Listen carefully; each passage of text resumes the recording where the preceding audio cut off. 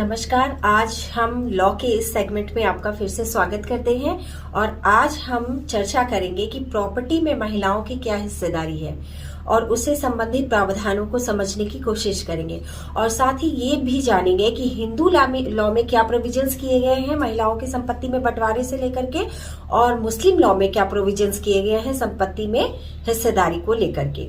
तो आइए हम डिस्कस करते हैं। सबसे पहले हम स्टार्ट करेंगे हिंदू विधि में, हिंदू लॉ में क्या प्रोविजंस किए गए हैं। देखिए, हिंदू उत्तराधिकार अधिनियम 1956 जब ये एक्ट आया तो इसमें महिलाओं को संपत्ति में किसी प्रकार की कोई हिस्सेदारी नहीं दी गई थी। उसके बाद 2005 में इसमें संशोधन किया गया और नया एक्ट बनकर आया हिंदू उत्तराधिकार संशोधन अधिनियम 2005। इसमें पुत्रों की तरह पुत्रियों को भी, मतलब बेटों की तरह बेटी को भी जन्म से संपत्ति में बराबर की हिस्सेदारी दी गई। मतलब जितनी संपत्ति होगी उसमें इक्वली बेटे और बेटी दोनों को संपत्ति दिए जाने का प्रावधान किया गया। जैसे बेटा शादी करने के बाद भी अपनी पत्नी के साथ साथ में रहता है, उसी तरह बेटी भी शादीशुदा हो, तलाकशुदा हो या फिर वो किसी अन्य कारण से घर आकर रहती है तो वो भी अपनी प्रॉपर्टी में, पैतृक संपत्ति में हिस्सा मांग सकती है। जिस प्रकार बेटे को पूरी तरह से पिता की संपत्ति पे, दादा की संपत्ति पे, किसी पैतृक संपत्ति पे रहने का अधिकार है और उसमें हिस्सा मांगने का अधिकार है, ठीक उसी प्रकार एक लड़की को भी इस तरह के पूरे राइट्स दिए गए हैं। देखिए, बहुत सारे ऐसे मसले आजकल आ रहे हैं जिसमें ये बताया जा रहा है कि शादी जब बेटी की हो रही थी उस समय उसने पैतृक संपत्ति में किसी तरह की कोई हिस्सेदारी नहीं मांगी। नॉर्मली होता यही है, वो नहीं मांगती हैं और चली जाती हैं शादी करके और कभी भी हिस्सेदारी इस तरह की नहीं मांगी जाती है। लेकिन आजकल क्या हो रहा है कि मैंने बहुत सारे लोगों का ये मसला देखा है, कुछ मेरे अपने परिचित ही हैं, उन लोगों ने भी मुझे मैसेज किया और बताया कि मेरी बहन ने केस कर दिया है जमीन पर, बोल रही है कि मुझे भी हिस्सा चाहिए, मुझे हिस्सा नहीं दिया गया था। अब क्या हो गया है, वो जमीन विवादित हो गई है। तो अगर इस तरह का कोई मसला होता है कि कोई भी प्रॉपर्टी में बहन अगर बाद में हिस्सा मांगती है या बुआ बाद में पैतृक संपत्ति में हिस्सा मांग रही है, तो इस तरह के मसलों से आप किस प्रकार से निजात पाएंगे। देखिए, बहुत बड़ी समस्या हो जाती है। होता क्या है कि जब आप प्रॉपर्टी बेचते हैं तब बहन कुछ नहीं कहती है, लेकिन बाद में आकर के प्रॉपर्टी में हिस्सा मांगने लगती है तो वो जमीन या वो पर्टिकुलर जो संपत्ति होती है वो पूरी तरह से विवादित हो जाती है। फिर विवादित होने के कारण ना तो उसकी खरीद फरोख्त हो पाती, मतलब ना तो आप उसे बेच सकते हैं ना आप उसमें रह सकते हैं। तो इस तरह के मसलों से निजात पाने के लिए भी मैं आप लोगों को उपाय बताऊंगी कि आपको क्या करना चाहिए। देखिए, हर व्यक्ति आजकल अवेयर हो चुका है, सबको अपने हक अधिकार के बारे में पूर्ण रूप से जानकारी है कि उसका क्या अधिकार है, क्या हक है, सब लीगल रूप से अवेयर हो चुके हैं। तो आपको भी ये अवेयर होना जरूरी है कि अगर आपकी बहन की कोई हिस्सेदारी प्रॉपर्टी में बनती है और वो मौखिक रूप से ये कह देती हैं कि नहीं, हमें प्रॉपर्टी में हिस्सा नहीं चाहिए, तो आपका ये कर्तव्य होता है कि जब भी पैतृक संपत्ति का बंटवारा हो तो आप अपनी बहन से आप विचार विमर्श करिए, उनसे पूछिए कि उनको क्या प्रॉपर्टी में हिस्सा चाहिए या नहीं चाहिए। और अगर वो ये कहती हैं कि मुझे प्रॉपर्टी में हिस्सा नहीं चाहिए, तब आपको क्या करना है, तो मुश्किल से आपका 1000 रुपए खर्च होगा, स्टाम्प पेपर होगा और आप रजिस्ट्री जहां होती है वहां ऑफिस में चले जाइए और हक त्याग का एक एफिडेविट या डीड तैयार करा लीजिए। इसे कहते हैं रिलीज डीड, हक त्याग का डीड। तो इस डीड में क्या प्रोविजंस होते हैं, उसमें वो जो आपकी बहन होंगी वो साफ तौर पे लिख देंगी कि मुझे किसी तरह का प्रॉपर्टी में हिस्सेदारी नहीं चाहिए, ना ही भविष्य में मैं उक्त प्रॉपर्टी में किसी तरह की हिस्सेदारी मेरे द्वारा, मेरे पति के द्वारा, मेरे बच्चों के द्वारा मांगा जाएगा। मैं अपना हक जो है वो त्याग रही हूं। तो ये रिलीज डीड बन जाने से आपको भविष्य में बहुत लाभ होगा। और वैसे भी अगर आप रजिस्ट्रेशन एक्ट 1908 के सेक्शन 17 को पढ़ें तो उसमें साफ तौर पे ये प्रोविजन किया गया है कि कोई भी अचल संपत्ति से संबंधित जो भी आर्थिक लेन देन होगा उसका रजिस्टर्ड होना जरूरी है, बशर्ते संपत्ति की कीमत 100 रुपए से अधिक हो। अब ये तो आप भी समझ रहे हैं कि 100 आजकल जमीन या मकान या किसी प्रॉपर्टी की कीमत 100 रुपए तो होगी नहीं, तो 100 रुपए से अधिक होना जरूरी है। इसलिए हर अचल संपत्ति का लेन देन से संबंधित जो भी प्रावधान है, जो भी चीजें हैं, जो भी लेन देन आप उससे संबंधित कर रहे हैं, उसका रजिस्ट्रेशन करा लीजिए।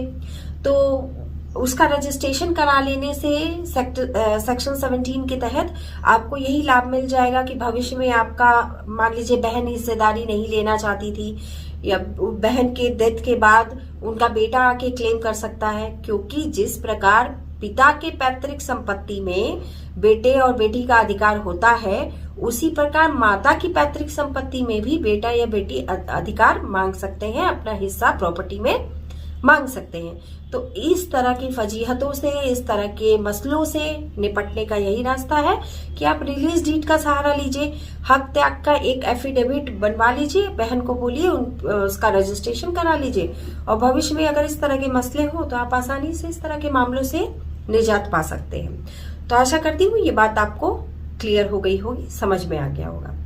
ये तो था हिंदू एक्ट में क्या, हिंदू उत्तराधिकार अधिनियम में या हिंदू लॉ में क्या प्रोविजंस किए गए हैं। अब बात करते हैं हम मुस्लिम लॉ में महिलाओं की संपत्ति के क्या अधिकार दिए गए हैं। तो देखिए, मुस्लिम लॉ में ये कहा गया है कि जितना संपत्ति का हिस्सा बेटी को दिया जाएगा, उसका आधा हिस्सा बेटी को दिया जाएगा। जैसे मान लीजिए 2 बेटा और 1 बेटी हैं, 1000 स्क्वायर फीट की जमीन है, ये मुस्लिम लॉ के अकॉर्डिंग बता रही हूँ। अब उसमें क्या होगा, 400 स्क्वायर फीट जमीन दी जाएगी एक बेटे को, 400 स्क्वायर फीट जमीन दी जाएगी दूसरे बेटे को, और 200 स्क्वायर फीट जो जमीन होगी वो मिलेगी बेटी को। मतलब बेटे को जो हिस्सा दे दिया जाएगा, उनका हिस्सा का जो दूसरा भाग होगा, वो भाग जो है वो बेटी को दिया जाएगा। ऐसा मुस्लिम लॉ में प्रावधान किया गया है। जबकि हिंदू लॉ में क्या प्रावधान था, हिंदू लॉ में प्रोविजन है जो हिस्सा बेटे का होगा वही हिस्सा बेटी का भी होगा, लेकिन मुस्लिम लॉ ऐसा नहीं कहता है। अच्छा, देश के 2 ऐसे राज्य हैं जो कि जो हिंदू उत्तराधिकार संशोधन अधिनियम 2005 है उसको पूरी तरह से फॉलो नहीं करते हैं। वो 2 राज्य कौन से हैं, तो वो है उत्तराखंड और उत्तर प्रदेश। उत्तराखंड और उत्तर प्रदेश में अपना राज्य का कानून है, उसमें बेटी और बेटी हिस्सेदारी तो ले सकती है, लेकिन केवल आवासीय संपत्ति पर, आवासीय जमीन पर। वो कृषि जमीन पर हिस्सेदारी नहीं मांग सकती है। कृषि जमीन पर अधिकार किसका होगा, तो केवल पुत्रों का होगा। ये 2 राज्य ऐसे हैं जो अपने राज्य के कानून के तहत संपत्ति का बंटवारा करते हैं। बाकी सब नियम वही होंगे, मतलब 50-50% बराबर का ही हिस्सेदारी बांटा जाएगा। लेकिन आवासीय जमीन अगर नहीं है, कृषि जमीन है, तो उसमें बराबर का हिस्सा नहीं बांटा जाएगा, उसमें बेटियों को कोई हिस्सेदारी नहीं दी जाएगी। ये बात आशा करती हूँ आपको समझ में आ गई होगी। अब मुस्लिम लॉ की तरफ बढ़ते हैं। लेकिन देखिए, उत्तर प्रदेश और उत्तराखंड दोनों में मुस्लिम लॉ अपने लॉ पर काम करेगा, मतलब वो राज्य के लॉ पर काम नहीं करेगा।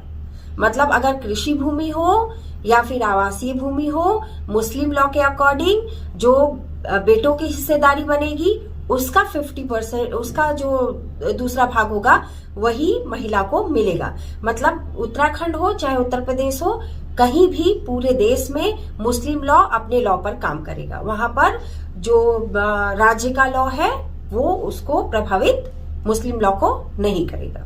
ये बात आपको क्लियर हो गई होगी, आशा करती हूँ।